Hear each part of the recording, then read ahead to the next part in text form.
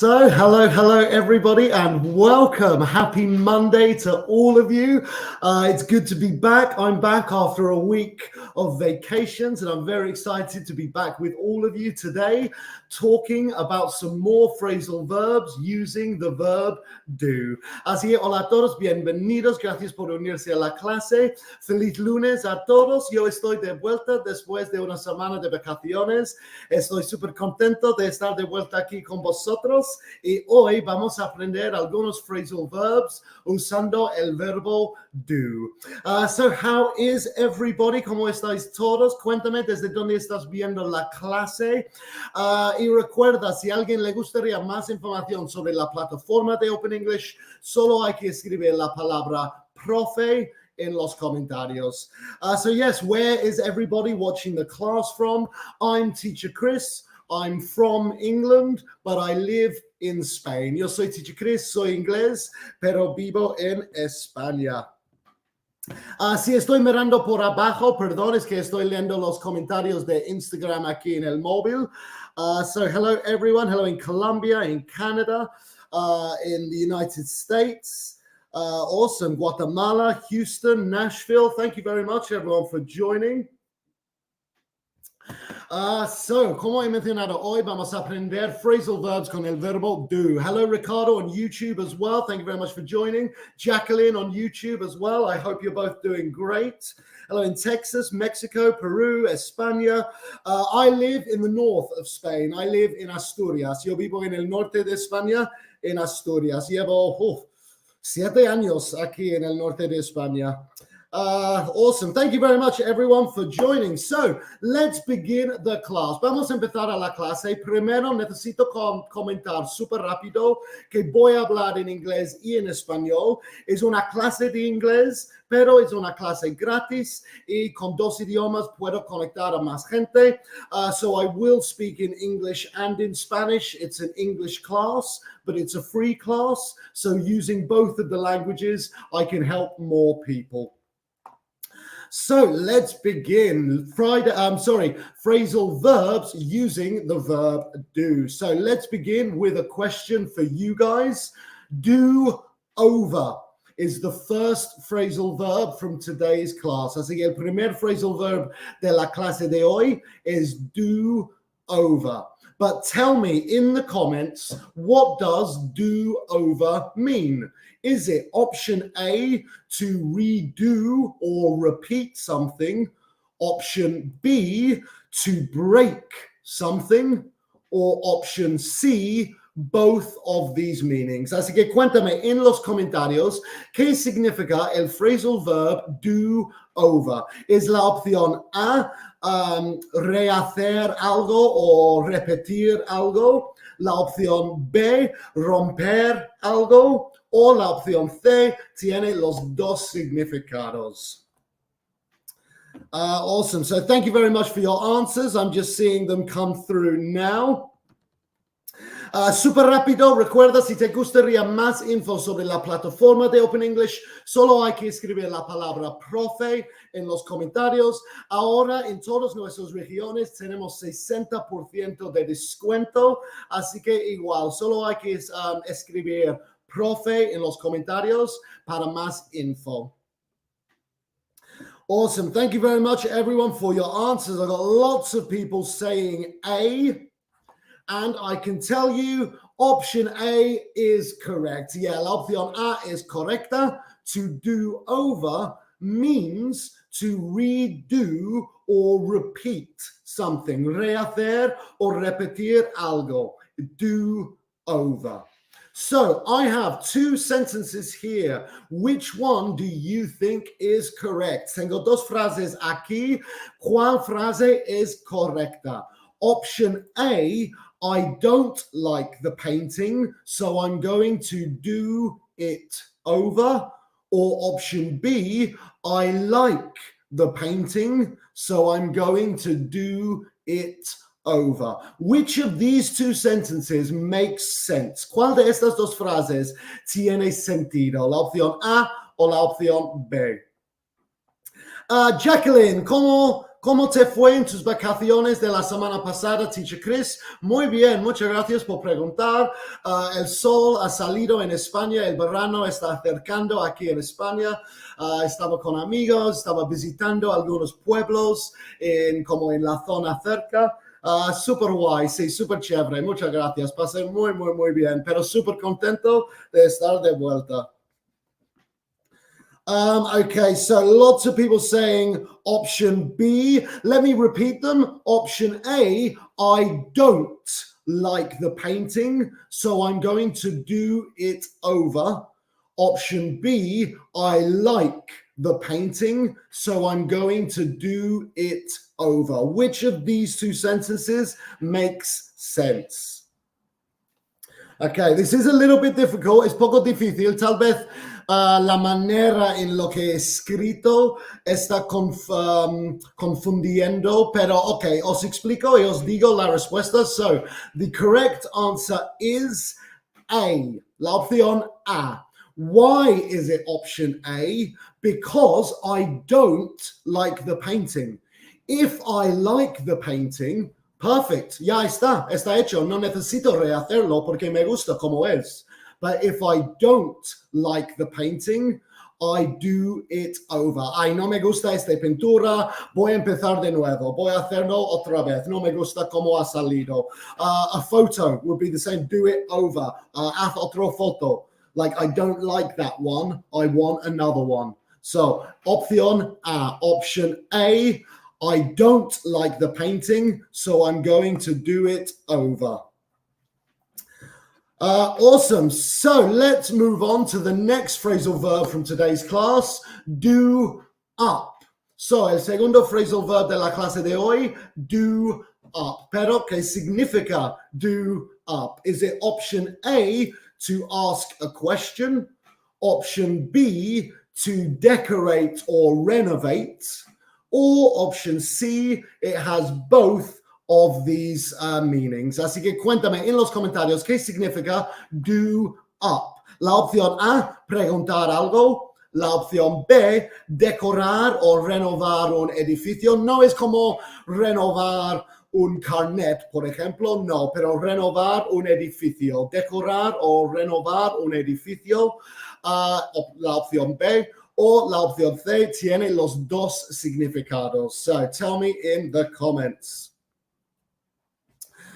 Awesome. Thank you very much for your answers. Recuerda, si estoy mirando por abajo, no, si estoy ignorando, estoy leyendo los comentarios de Instagram aquí. Muy rápido, mientras que me contestas esta pregunta, recuerda, si te gustaría saber cuál es tu nivel de inglés, tenemos una prueba rápida y gratis. Solo hay que escribir la palabra test en los comentarios, T-E-S-T, para hacer esa prueba. Contestarás algunas preguntas en inglés y en el final tienes tu nivel, todo gratis. Test si te gustaría hacerlo. Awesome. Okay, so I can tell you, do up, the correct answer is option B, to decorate or renovate. Así que do up significa decorar o renovar un edificio, una habitación o algo así, algo relacionado con el edificio. So, otra vez, tengo dos frases aquí. ¿Cuál frase es correcta? So, which of these two sentences is correct? They're planning doing up their kitchen next month. Option A. Or option B, they're planning to do up their kitchen next month. Así que la frase es más o menos igual, pero en la opción A, they're planning doing up the kitchen next month. O la opción B, they're planning to do up the kitchen next month. ¿Cuál de estas dos frases es correcta? Esta pregunta es como gramaticalmente, ¿cuál es correcta? Porque una ni tiene sentido ni es correcta gramaticalmente. Así que, ¿cuál es lo correcto? Awesome. Thank you very much, everyone, for your answers. Espero que estáis gustando esta clase, espero que estáis aprendiendo algo nuevo de phrasal verbs. Recuerda que todas estas clases están grabadas en nuestros perfiles de Facebook, Instagram y YouTube, así que puedes revivir esta clase o ver nuestro otro contenido gratis, todo en nuestros perfiles Instagram, Facebook y YouTube. Okay, lots of people writing option B. I can tell you, you are correct. La opción B es correcta. Cuando usamos, eso es como algo poco diferente, pero es importante. Cuando usamos el verbo plan, planear, plan, siempre va a hacer infinitivo el verbo después. Plan to eat, plan to drink. Plan eating no existe en inglés. Plan to eat. Así que por esa razón la opción B es correcta, porque es they are planning, así que tenemos que usar el infinitivo to do up their kitchen next month. ¿Por qué hemos usado planning? Doing up no existe, no es correcta. So, option B, really good job, everyone. Si alguien sigue un poco confuso, por favor, pregúntame en los comentarios y puedo intentar explicar de nuevo. Pero sí, la opción B es correcta. They're planning to do up their kitchen next month.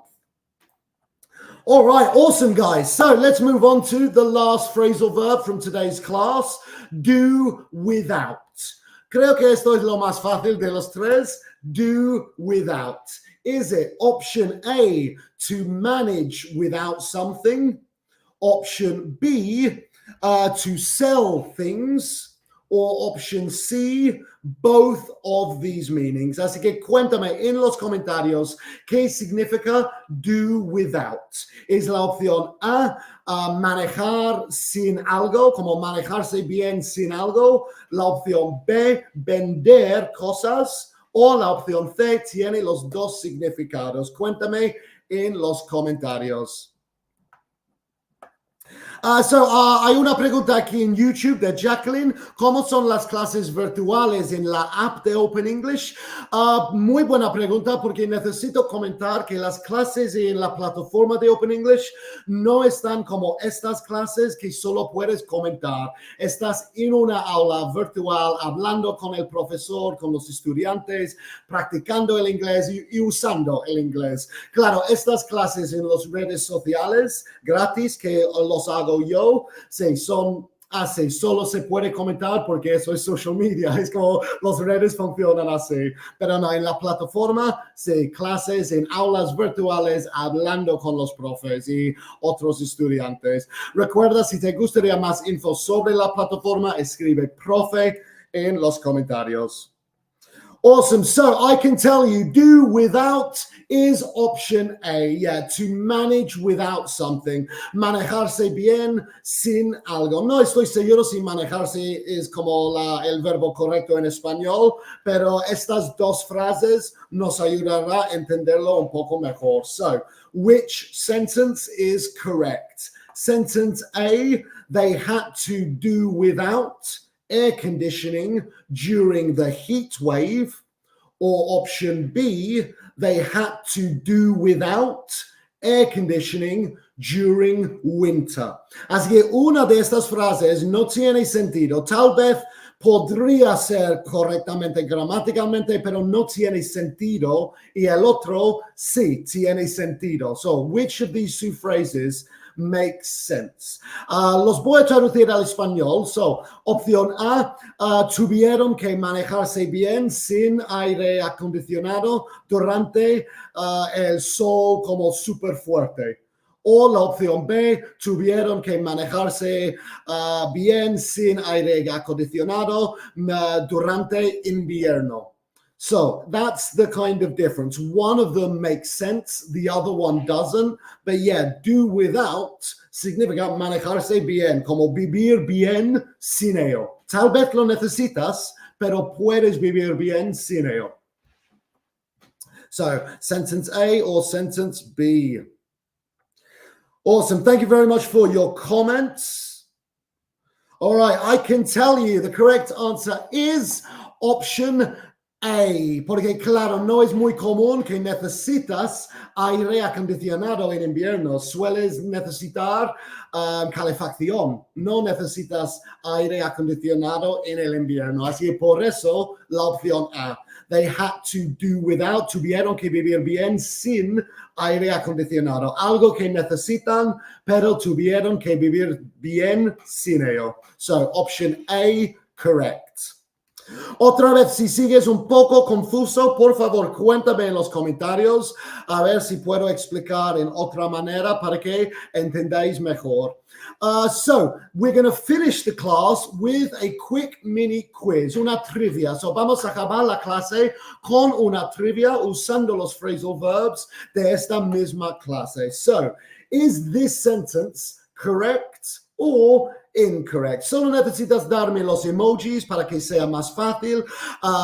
Puedes escribir la respuesta correcta si quieres. Es muy buena manera de practicar, pero un tick o un thumbs up está bien también. Okay, so after realizing she made a mistake in the presentation, she decided to do it over. Is this sentence correct or incorrect? After realizing she made a mistake in the presentation, she decided to do it over. Después de darse cuenta que ha hecho un error en la presentación, ella decidió to do it over. ¿Esto es correcto o incorrecto? Cuéntame en los comentarios. Un par de como emojis confusos. Espero que con este trivia ayudará como ponerlo más claro. So aquí en esta frase, después de darse cuenta que he hecho un error en la presentación, decidió to do it over. ¿Es correcto o incorrecto? Okay, so I can tell you this is correct. Está correcta. Déjame explicar por qué. Porque ha hecho un error. Así que necesita hacerlo de nuevo. Necesita rehacerlo porque hay un error. Claro, tal vez solo hay que cambiar un parte de la presentación, pero sí, tiene que rehacer. Así que do it over significa rehacer. So en esta frase tiene sentido. After realizing she made a mistake in her presentation, she decided to do it over. Decidió rehacerlo. Awesome. Great job, guys. Okay, sentence number 2. Correct or incorrect? They plan to doing up their living room with a fresh coat of paint. So, ¿correcto o incorrecto? Tienen planeado to doing up su salón con una nueva tapa de pintar. Lo siento, en mi español me ha fallado un poco en esa parte. But yeah, en inglés se dice fresh coat of paint como like another layer, otra tapa, creo que se dice, otra tapa.